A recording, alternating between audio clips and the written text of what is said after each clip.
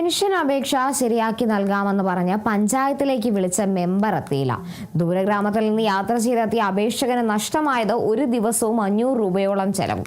അടിമാലി ഗ്രാമപഞ്ചായത്തിലെ കുറുത്തുകുടി നിവാസിയായ രാജനാണ് മെമ്പറുടെ അനാസ്ഥ മൂലം ദുരിതത്തിലായത്.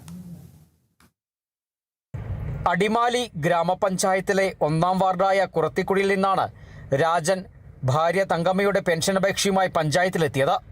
കഴിഞ്ഞ ഞായറാഴ്ച നടന്ന ഊരുകൂട്ടത്തിൽ വാർഡ് മെമ്പർ ജോയി വർക്കിയോട് പെൻഷൻ അപേക്ഷ ശരിയാക്കി നൽകണമെന്ന് രാജൻ ആവശ്യപ്പെട്ടിരുന്നു. പഞ്ചായത്തിലെത്താൻ മെമ്പർ നിർദ്ദേശിക്കുകയും ചെയ്തു. 64 വയസ്സിൽ ഇതുവരെയും പെൻഷൻ കിട്ടിയിട്ടില്ല. പെൻഷന് അപേക്ഷ വെക്കാൻ വേണ്ടിയിട്ടാണ് ഞാൻ വന്നത്. നമ്പർ പറഞ്ഞാണ് ഞാൻ വരുന്നത്.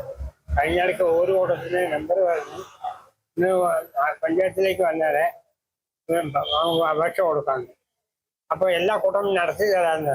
അപ്പം ഈ സാക്ഷി പത്രന്മാർക്ക് സാക്ഷികൾ വേണം, ഇതൊക്കെ വേണം. നമ്പർ അവിടെ വന്നിട്ടുമില്ല. നമ്പറിനെ വിളിച്ചപ്പോൾ നമ്പർ നാളെ കമ്മിറ്റിക്ക് വരുന്നതാണ് സെക്രട്ടറി വന്നത്. അത് കേട്ടാച്ചാണ് ഞാൻ വന്നത്. അപ്പം ഇങ്ങനെ ബുദ്ധിമുട്ടുള്ളപ്പോൾ ഇതുവരെയും ഞങ്ങൾക്ക് വേറെ ഒരു അനുമതിയൊന്നും കിട്ടിയിട്ടില്ല. അപ്പം അതിന് കൊടുക്കാൻ വേണ്ടിയിട്ട് അപേക്ഷ കൊടുക്കാൻ വേണ്ടിയിട്ടാണ് ഞാൻ വന്നത്. കുറത്തിക്കുടിയിൽ നിന്നും അടിമാലിയിലേക്ക് എത്തുക എളുപ്പമല്ല. ആദ്യം മാങ്കുളം വരെ ജീപ്പിലെത്തണം. ആവശ്യത്തിന് യാത്രക്കാരില്ലെങ്കിൽ 200 രൂപയ്ക്ക് മുകളിലാണ് ജീപ്പ് വാടക.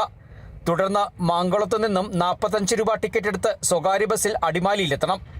മെമ്പറുടെ വാക്ക് വിശ്വസിച്ച് കയ്യിലുണ്ടായിരുന്ന പണമെടുത്ത് രാജൻ പഞ്ചായത്തിലേക്ക് എത്തിയെങ്കിലും മെമ്പർ സ്ഥലത്തുണ്ടായിരുന്നില്ല.